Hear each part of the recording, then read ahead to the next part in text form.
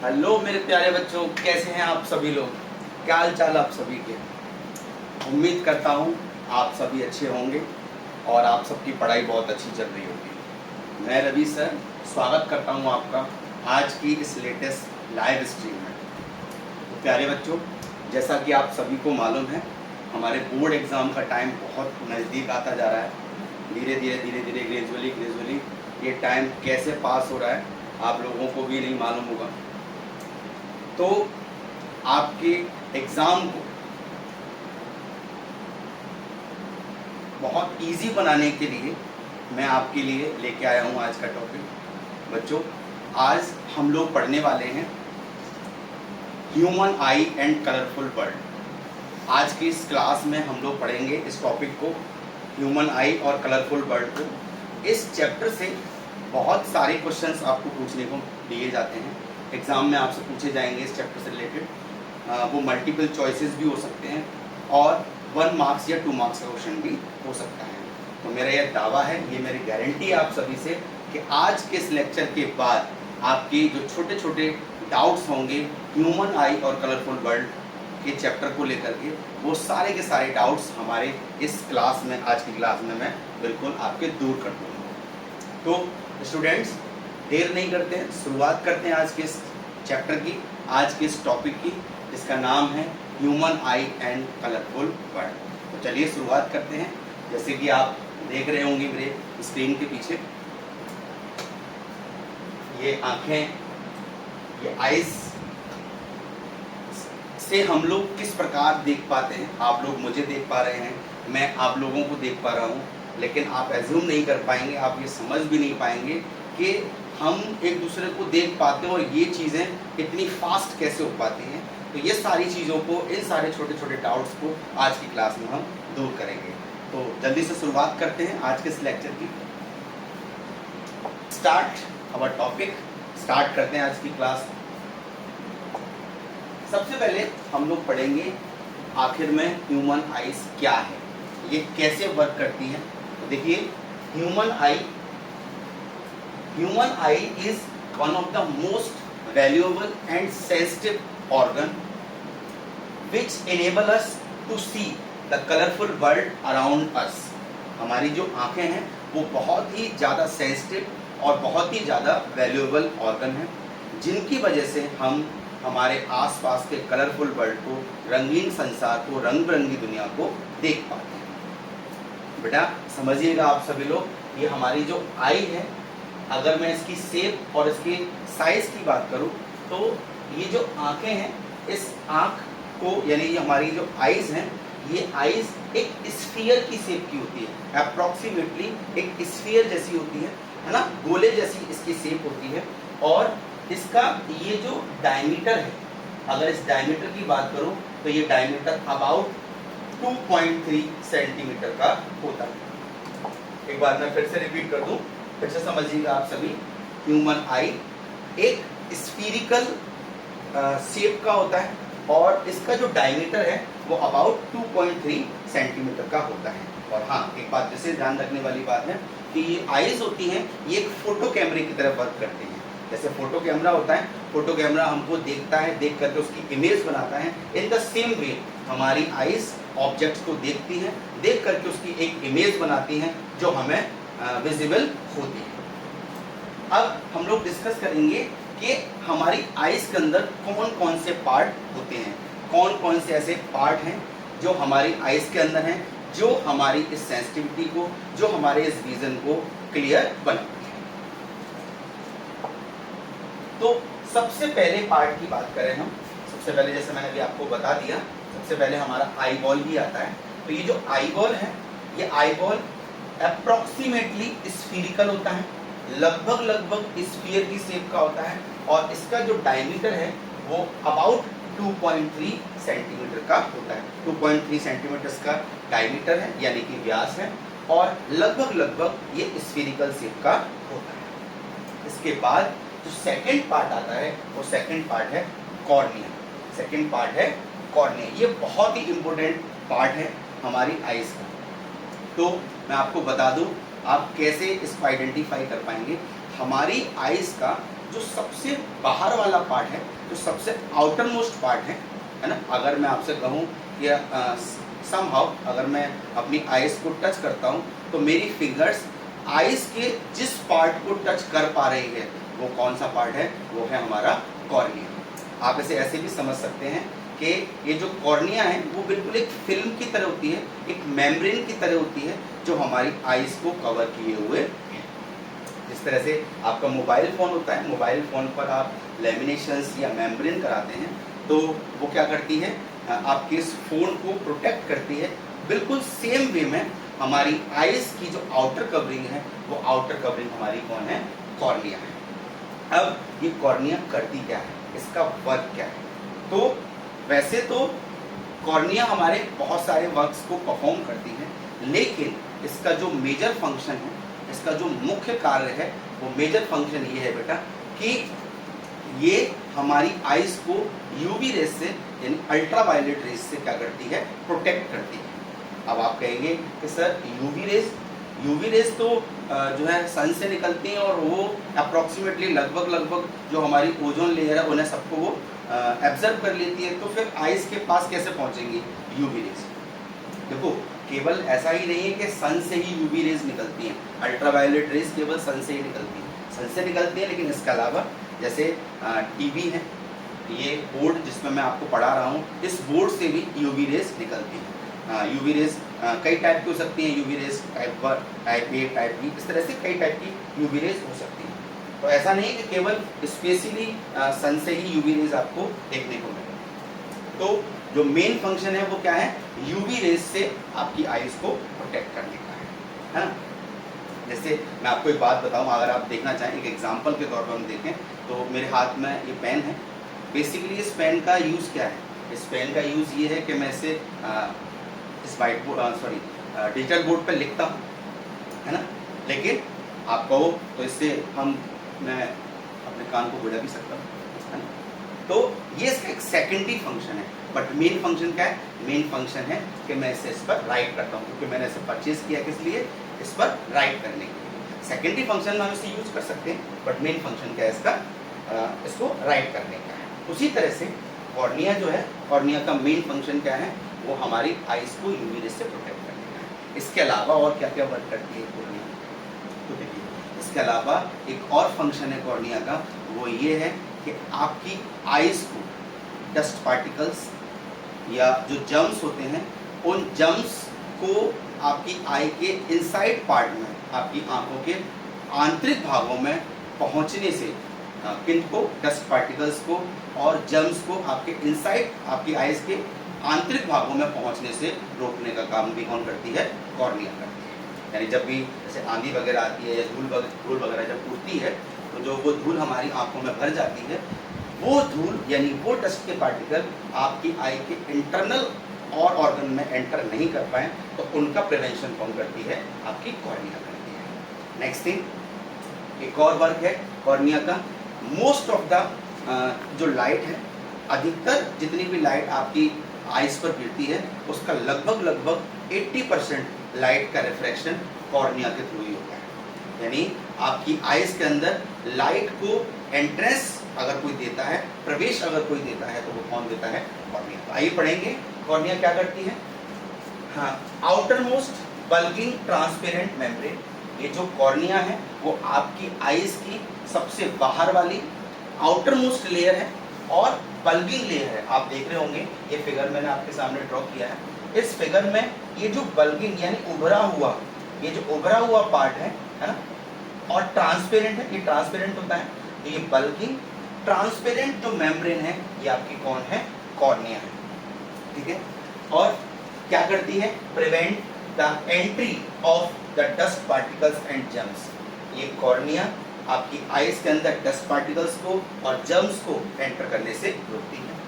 Prevent the entrance of UV rays, ultraviolet rays को आपकी eyes के अंदर एंटर करने से कॉर्निया रोकती है। Light enter through the cornea in the eye, और हमारी आइज़ के अंदर, हमारी आंखों के अंदर जो लाइट एंट्री करती है, एंट्रेंस करती है, प्रवेश करती है, वो किसके थ्रू करती है, लाइट का जो एंट्रेंस है वो कॉर्निया के थ्रू होता है। And most of the refraction light का अधिकतर जो रिफ्रैक्शन है अर्थात अपवर्तन है वो लगभग 80% किसके थ्रू हो जाता है, कॉर्निया के थ्रू हो जाता है। तो ये था आपका कॉर्निया। नेक्स्ट थिंग, अगला जो ऑर्गन आता है कॉर्निया के जस्ट पीछे, कॉर्निया से आगे का जो पार्ट है वो आता है आपका पुपिल। क्या आता है, पुपिल।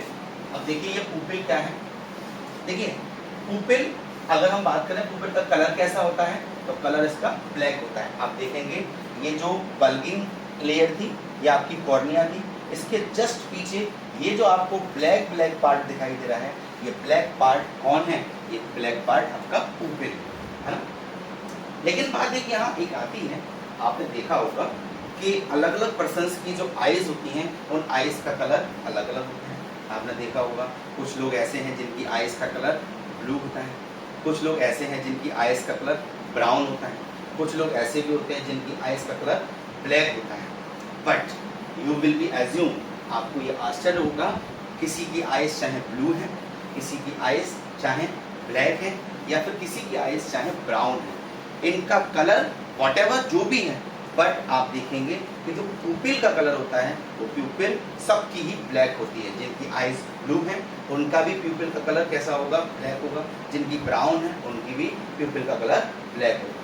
बट लेकिन यहाँ क्वेश्चन अराइज होता है, बट क्यों, पर क्यों ये जो पुपिल का कलर है ये ब्लैक ही क्यों होता है? जिनकी आईज ब्लू है उनका तो ब्लू होना चाहिए, जिनकी ब्राउन है उनका तो ब्राउन होना चाहिए, बट सभी की आईज का कलर ब्लैक ही क्यों होता है?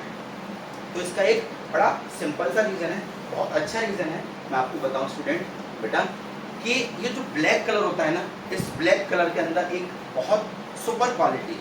इस ब्लैक कलर के अंदर जो सुपर क्वालिटी है वो ये है कि इस ब्लैक कलर पर जितनी भी लाइट इंसिडेंट करती है, जितनी भी लाइट इस पर गिरती है, ये उस लाइट का अबाउट 99.9% उस लाइट को एब्जर्व कर लेता है। 0.01% समथिंग वो लाइट को रिफ्लेक्ट करता है, बाकी की सारी लाइट को ये एब्जर्व कर लेता है।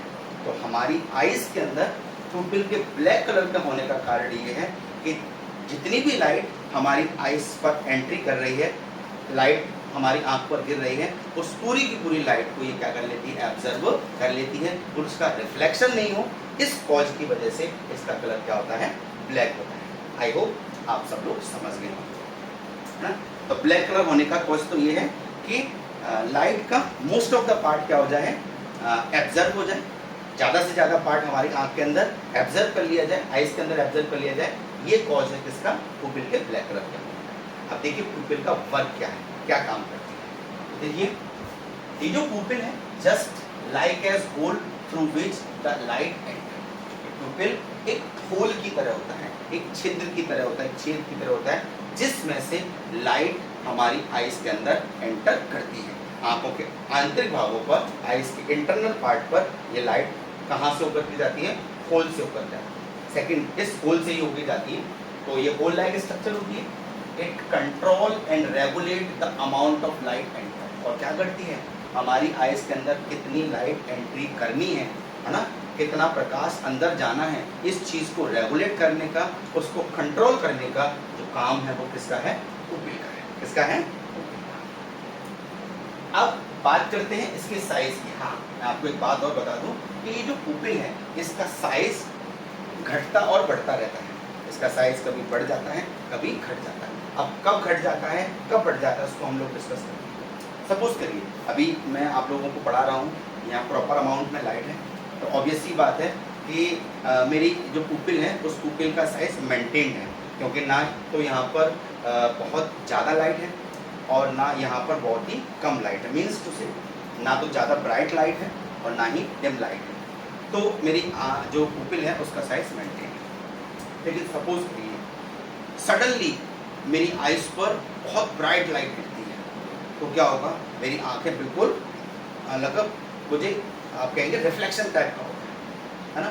तो उस केस में क्या होगा, जब हमको बहुत ज़्यादा ब्राइट लाइट हमारी आइज पर मिलती है तो क्या होता है, ये हमारी जो पुपिल है उस पुपिल का साइज डिक्रीज हो जाता है, यानी कि कम हो जाता है। लाइट सेंसिटिव होती है ना, उसका साइज जब ब्राइट लाइट, बहुत ज़्यादा ब्राइट लाइट होती है तो हमारी पुपिल का साइज क्या हो जाता है, डिक्रीज होता है। और जब लाइट बहुत कम अमाउंट में है, सपोज कर लीजिए कि मैं यहाँ मान लीजिए कि लाइट की अमाउंट बिल्कुल कम हो गई, ऐसा मान लीजिए कि अभी हमने लाइट बिल्कुल ऑफ कर दी, तो अब आप देखोगे कि यहाँ बहुत डिम लाइट हो गई है। तो अब मुझे किसी भी ऑब्जेक्ट को शो करने के लिए, मुझे किसी भी ऑब्जेक्ट को देखने के लिए अपनी आइज को थोड़ा सा ज़्यादा ओपन करना पड़ेगा। मीन्स टू से हमारे इस केस में क्या होगा कि मेरी जो पुपिल है उस पुपिल का साइज क्या हो जाएगा, बढ़ जाएगा। तो जब लाइट डिम होती है उस केस में पुपिल का साइज इंक्रीज हो जाता है, बढ़ जाता है। और जब लाइट बहुत ज़्यादा ब्राइट होती है उस केस में हमारी जो पुपिल का साइज है वो डिक्रीज हो जाता है, यानी कि कम हो जाता है। और अगर एक बैलेंस्ड अमाउंट में लाइट है तो उसका साइज मेंटेन्ड रहता है। आई hope you got my point, है ना। उसके बाद जो नेक्स्ट हमारा पार्ट आता है वो आता है आइरिस। देखेंगे आप, देखिए मैंने अभी आपको बताया ये कौन था हमारा, ये हमारा ये जो ब्लैक स्पॉट था, ब्लैक ब्लैक जो था, ये हमारा कौन था, अब आप देख रहे होंगे इसके पीछे, है ना, इसके पीछे ये आपको दिखाई दे रहा है, हाँ यही वो चीज़ थी जिसे हम आइरिस कह रहे हैं। इसका साइज अलग अलग पर्सन्स की आइज में इसका जो कलर है वो अलग अलग हो सकता है। किसी का ब्लैक हो सकता है, किसी का ब्राउन हो सकता है, किसी का ब्लू हो सकता है। इसका कलर अलग अलग हो सकता है बट इसका कलर डेफिनेटली ब्लैक ही। अच्छा, अब ये जो आइरिस है, इस आइरिस का वर्क क्या है, ये आइरिस क्या काम करती है, तो आप ऐसे समझ सकते हो कि आइरिस इस होल के लिए, मीन्स टू से यानी पुपिल के लिए, पुपिल एक होल की तरह ही वर्क करता है, तो आइरिस जो है इस पुपिल के लिए एक शटर की तरह वर्क करता है। शटर मतलब यानी इस पुपिल पर कितनी लाइट को एंट्रेंस देना है ना, उसको मैनेज करने का काम, यानी कि उस शटर की तरह ये वर्क करता है।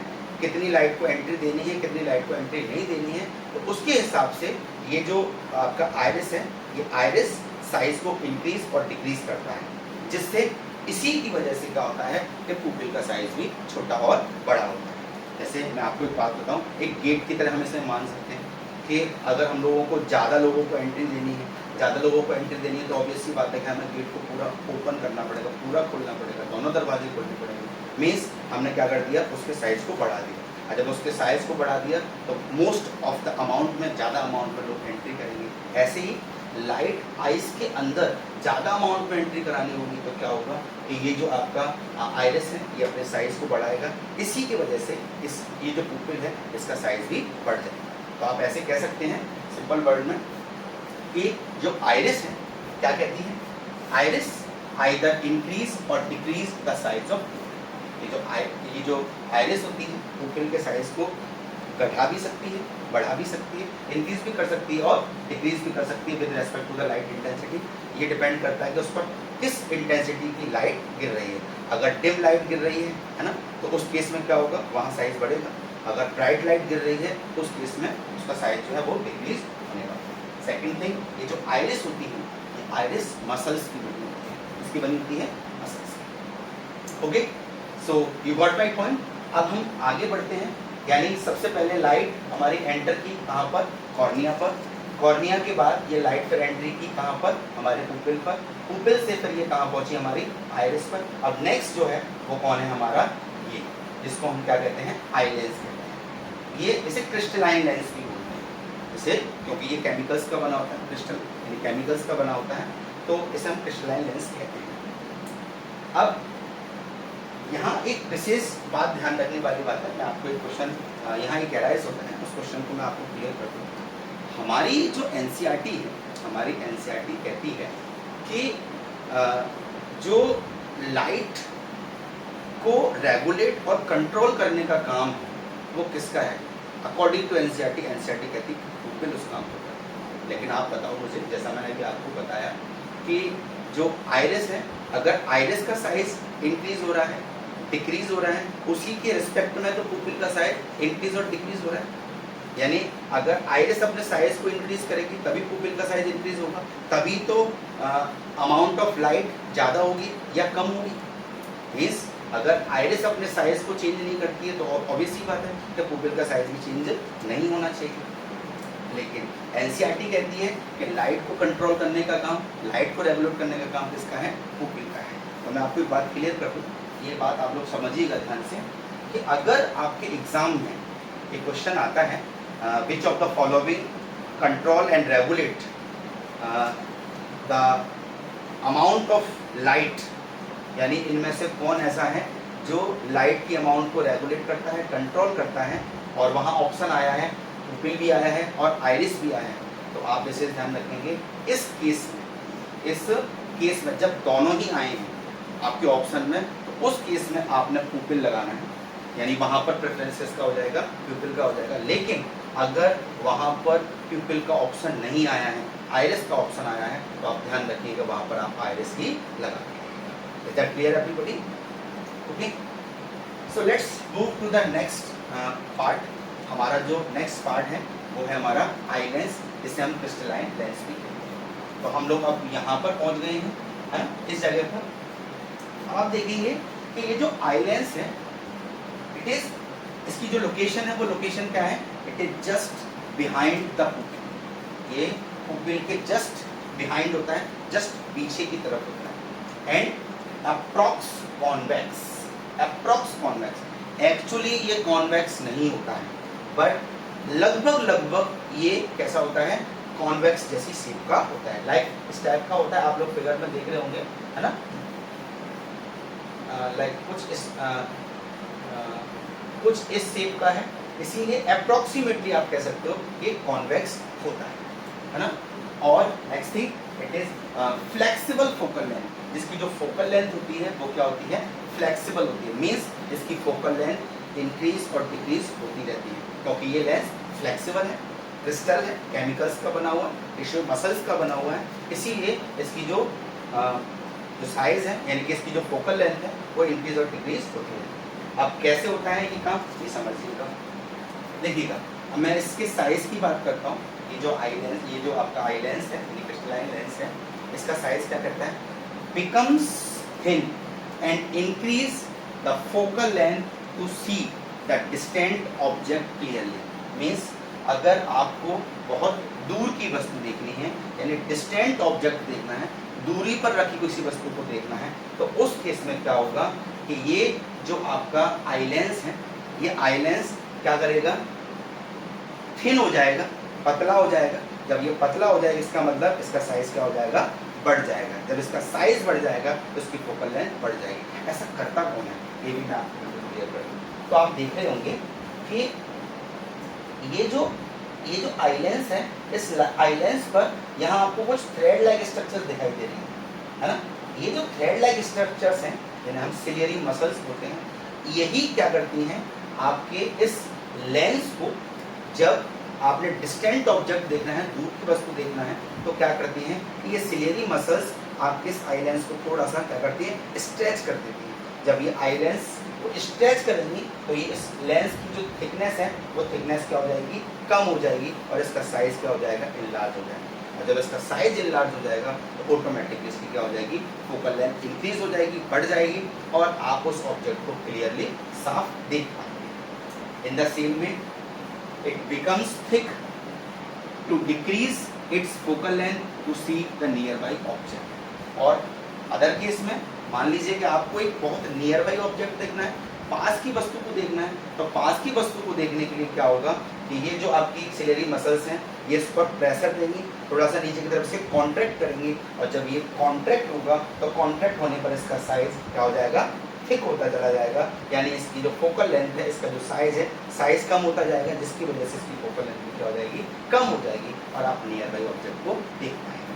तो आप ऐसा कह सकते हैं कि आपके इस आई लेंस का साइज सिलियरी मसल्स की वजह से ही, सिलियरी मसल्स के कारण ही क्या होता है? इंक्रीज और डिक्रीज होता है। यानी जब सिलियरी मसल्स क्या करती है? एक्सपेंड करती है, एक्सपेंड, और वो जब ही करेंगी जब आपने कोई डिस्टेंट ऑब्जेक्ट यानी दूर का ऑब्जेक्ट देखना है, तो ये एक्सपेंड करेंगी, और एक्सपेंड करने से आपके जो लेंस है, इस लेंस का साइज इंक्रीज होगा, ये थिन हो जाएगा, पतला हो जाएगा, और जब ये इंक्रीज इसका साइज हो जाएगा तो वहाँ उसकी जो फोकल लेंथ है, वो फोकल लेंथ भी क्या हो जाएगी? इंक्रीज हो जाएगी। अपोजिट आपका नियर बाई ऑब्जेक्ट के लिए होगा। जब उस पर वो कॉन्ट्रैक्ट करेंगे तो उसका साइज जो है क्या नाम है, उसकी जो थिकनेस है वो बढ़ जाएगी, बढ़ने से उसकी फोकल लेंथ क्या हो जाएगी, कम हो जाएगी। Is that clear?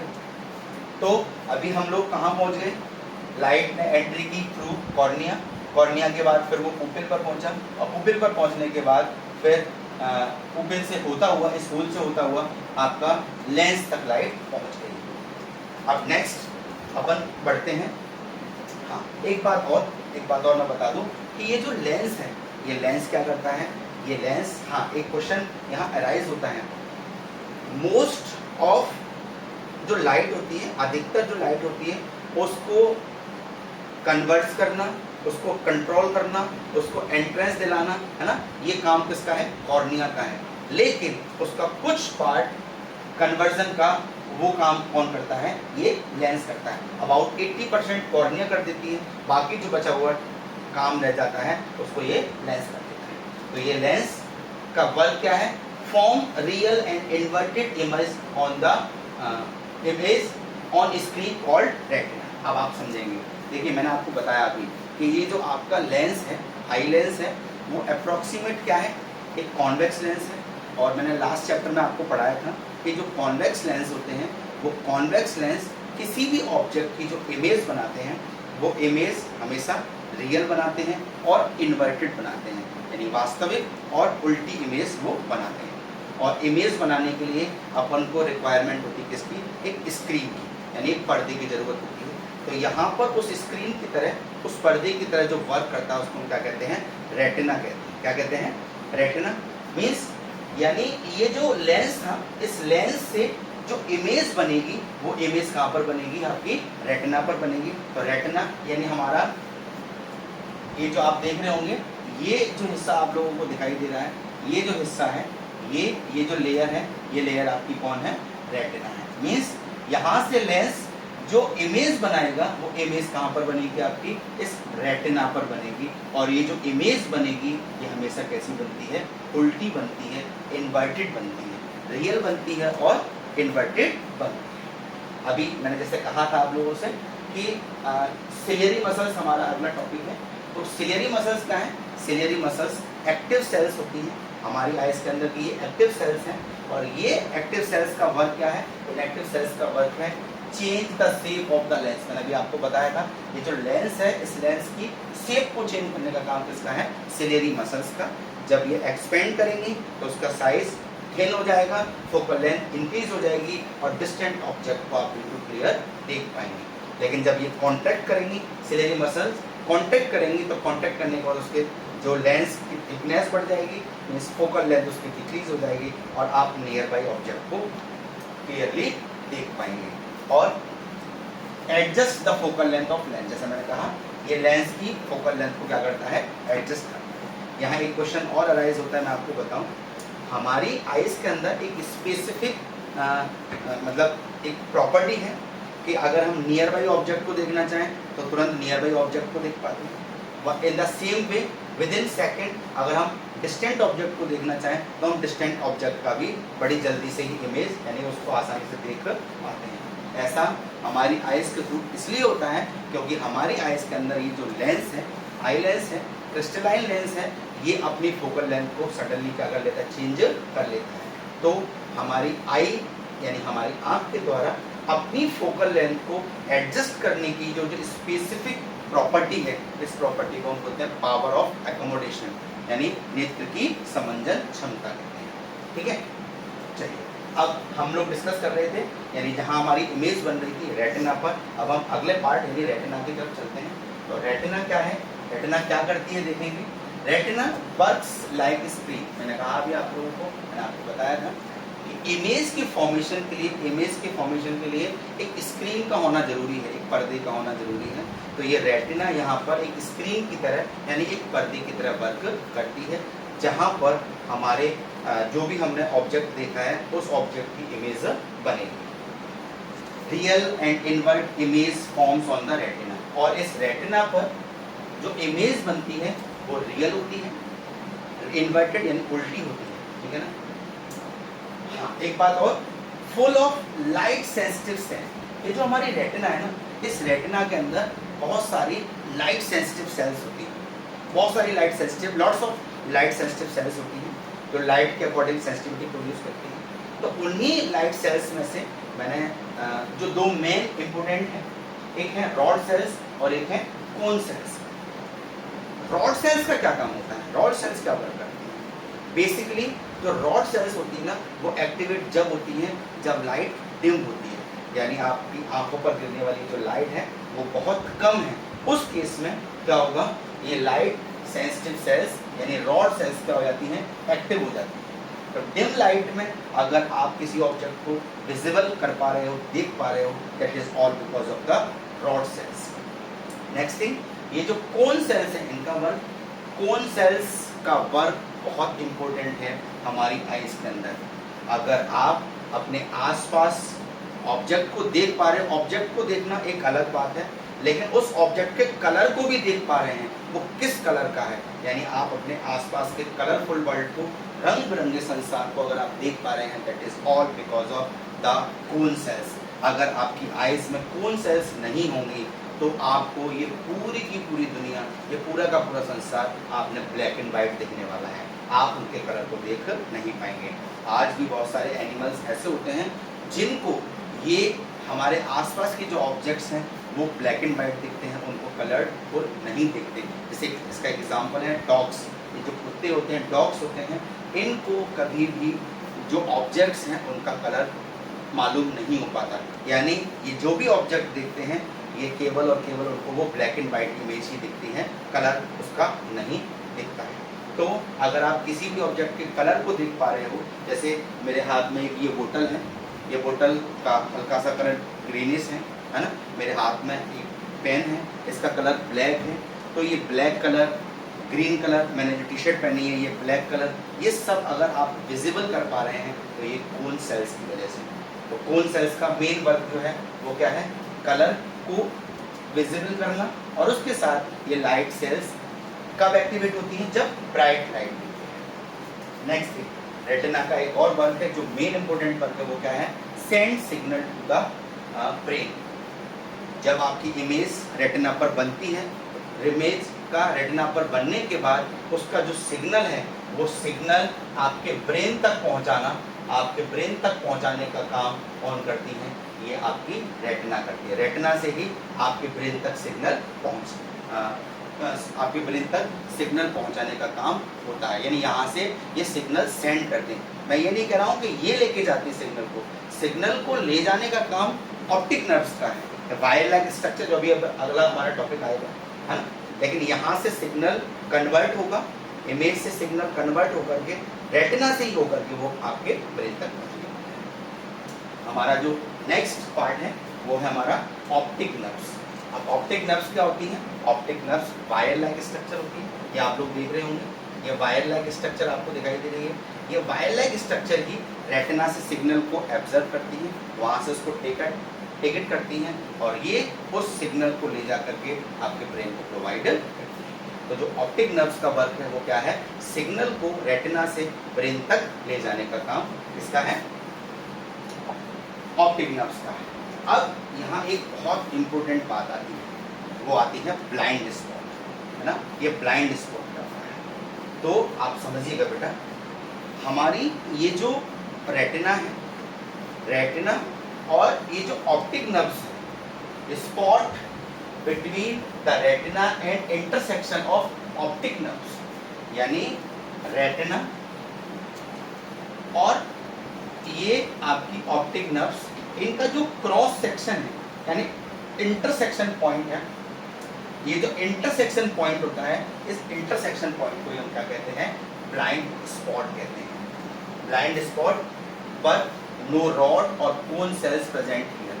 ये जो ब्लाइंड स्पॉट होता है, ना तो यहाँ पर रॉड सेल्स होती हैं और ना ही कोन सेल्स होती हैं, मीन्स ना तो आप यहाँ कलर देख पाएंगे, और क्योंकि यहाँ रॉड सेल्स भी नहीं होती तो आपका कोई भी ऑब्जेक्ट विजिबल भी नहीं होगा। यानी हम ये कह सकते हैं कि आइस के अंदर एक ऐसा स्पॉट जहाँ पर इमेज आपको दिखाई नहीं देगी, उस जगह पर आपको इमेज बिल्कुल दिखेगी नहीं या बनती ही नहीं है, उसको हम क्या कहते हैं, उसको हम ब्लाइंड स्पॉट कहते हैं। No image form here. I hope you got my point, समझ आ रही होगी आप सबको मेरी बात याद है। अब बेटा आप देखेंगे कि आपकी आइज के अंदर देखो मैंने आपको सारे पार्ट बता दिए। ये आपका कॉर्निया हो गया, उसके बाद ये आपका पुपिल हो गया, ये आपका आइरिस हो गया, आइरिस के बाद ये आपका क्रिस्टलाइन लेंस हो गया, ये आपकी सिलियरी मसल्स हो गई, है ना। सिलियरी मसल्स के बाद ये आपका रेटिना हो गया, है ना। रेटिना के बाद यहाँ से ऑप्टिक नर्व्स। अब आप देखेंगे ये पूरे के पूरे इस सेक्शन में यहाँ पर ये ब्लैंक स्पेस आपको दिखाई दे रहा है ना। ऐसे ही एक ब्लैंक स्पेस यहाँ दिखाई दे रहा है। तो इन दोनों ही स्पेस में एक लिक्विड भरा होता है। दोनों ही स्पेस का लिक्विड जो होता है वो अलग अलग होता है, बट भरा लिक्विड ही होता है। तो पहले बात कर लेते हैं कि कौन सा लिक्विड किस जगह पर प्लेस्ड होता है। यहाँ पर कौन सा लिक्विड प्लेस्ड होता है और यहाँ पर कौन सा लिक्विड प्लेस्ड होता है। देखो दो टाइप का लिक्विड पाया जाता है, एक होता है हमारा एक्वस ह्यूमर और एक होता है विट्रस ह्यूमर। तो मैं आपको इसको याद करने की ट्रिक बता दूं, आप समझिएगा। एक्वस ह्यूमर का पहला लेटर क्या है? ए। विट्रस ह्यूमर का पहला लेटर क्या है? बी। अब बस आप सिंपल सा ये याद रखिए, ए से लेके जेड तक यानी आपके जो अल्फाबेट होते हैं, आप मुझे बताओ ए में और बी में पहले कौन आता है? कौन आता है ए और बी में पहले?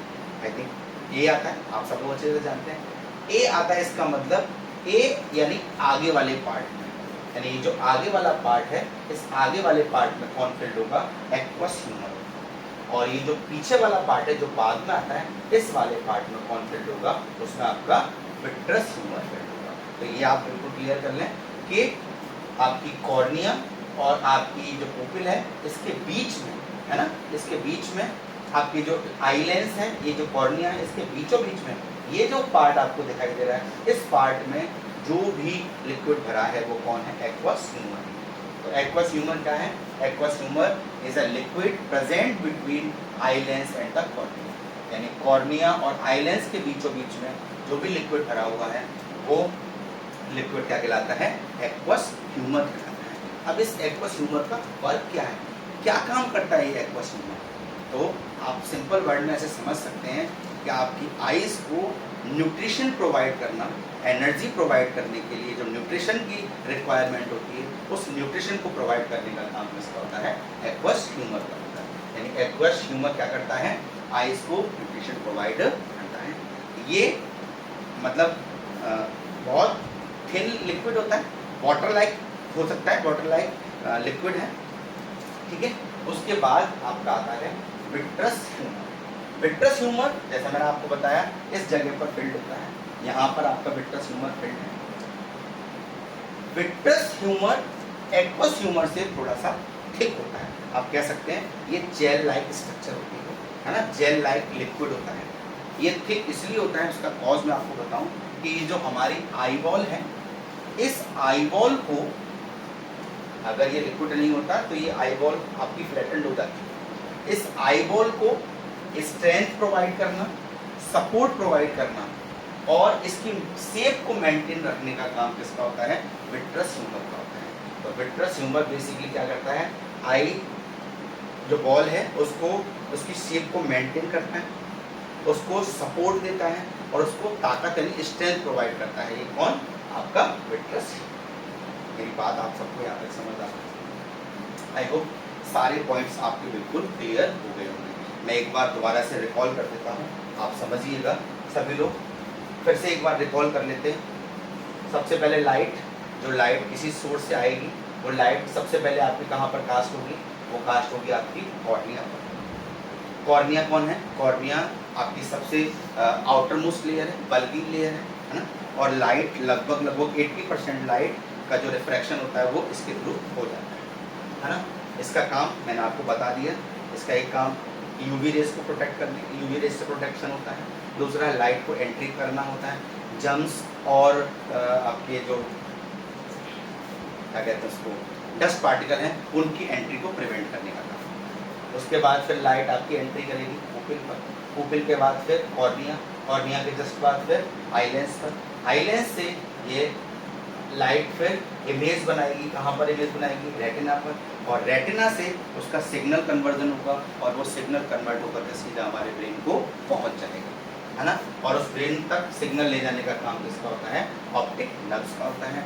बचे यहाँ पर आपके 2 पॉइंट, एक एक्वस ह्यूमर और एक विट्रस ह्यूमर। एक्वस ह्यूमर आपकी आइज को न्यूट्रिशन प्रोवाइड करता है, और ये जो विट्रस ह्यूमर है, ये विट्रस ह्यूमर आपकी आई की शेप को मेंटेन रखता है, सपोर्ट देता है उसको, है ना, और उसकी